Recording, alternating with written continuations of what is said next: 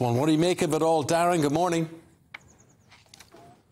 Yeah, very good morning, Isabel and Eamon. Welcome back, Eamon. NHS is in crisis. It is what the Labour Party are saying. It's what many of the NHS leaders and indeed people who work in the NHS are saying this winter. It is a word, though, that government ministers and indeed the Prime Minister has repeatedly refused to use. However, they do recognise that there are significant problems. And today we're going to hear an announcement of an extra £250 million to try and clear some of the backlog in hospitals. The government argue there are some 13,000 people in hospital beds at the moment who, frankly, could be moved back into the community. And so they're going to use that money to buy up beds in social care to try and move thousands of people out of hospitals to free up that bed usage. Now, the Labour Party are claiming that is merely a sticking plaster. They also ask where are the staff going to come from to man these beds in social care. There are 135,000 vacancies in the National Health Service, and in addition to that, there are some 133,000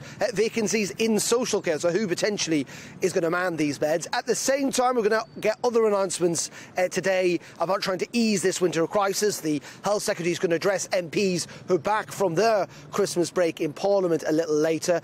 And then, as you say, there's going to be this meeting with the Royal College of Nurses to try and avert 2 further days of strikes planned later this month. Now, yesterday, there seemed to be a little bit of an excitement that a deal could be done because it seemed to be suggested the Prime Minister would be willing to talk about the issue of pay, something that nurses have demanded for the last month or so. However, the government seem a little hesitant on all of that.